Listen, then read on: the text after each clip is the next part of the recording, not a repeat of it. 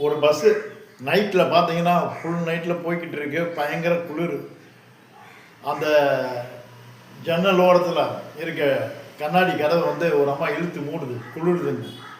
அதே அடுத்த சீட்டில் இருக்கிறது ஒரே கண்ணாடி தான். நான் அந்த அம்மா என்ன செய்யுது, ஐயோ மூச்சு முட்டுது அப்படின்னு சொல்லி கண்ணாடியை வந்து ஓப்பன் பண்ணுது. இப்படியே மாற்றி மாற்றி ஓப்பன் பண்ணி க்ளோஸ் பண்ணுறதுக்குள்ள சண்டை பயங்கரமாக வந்தோன்னா கண்டக்டர் வந்து என்னமா தகராறு, போகிறது 1.5 மணி நேரம் ஏமா தகராறு பண்ணுறீங்கன்னொன்னா, இல்லை எனக்கு மூச்சு முட்டுது, கண்ணாடியை கதவை இன்னமா சொல்லுது, எனக்கு குளிருது, வேண்டாம் எனக்கு க்ளோஸ் பண்ணுங்க. இது பஞ்சாயத்து பெரிய பஞ்சாயத்தாக இருக்கும் போல இருக்கு, முடியாத போல இருக்குது அப்படின்னு சொல்லி கண்டக்டர்னால முடியலை.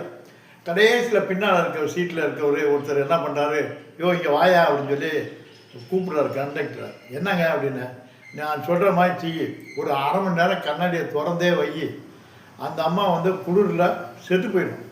அடுத்து பார்த்தீங்கன்னா அந்த கண்ணாடியை மறுபடியும் மூடி வச்சேன்னா ஆட்டோமேட்டிக்காக மூச்சு திணறி அந்த பொம்மனையும் செத்துருவா, உன் பிரச்சனையும் தீர்ந்து போயிடும், பஸ்ஸு நிம்மதியாக போயிடணுன்னா.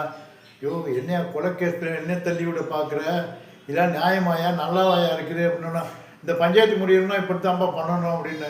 அவன் வீட்டில் வந்து புருஷன் மூட்டாட்டி பிள்ளை யாராவது வந்து கேட்டால் என்னையா பதில் சொல்கிறது அப்படின்றான் கண்டக்டர்.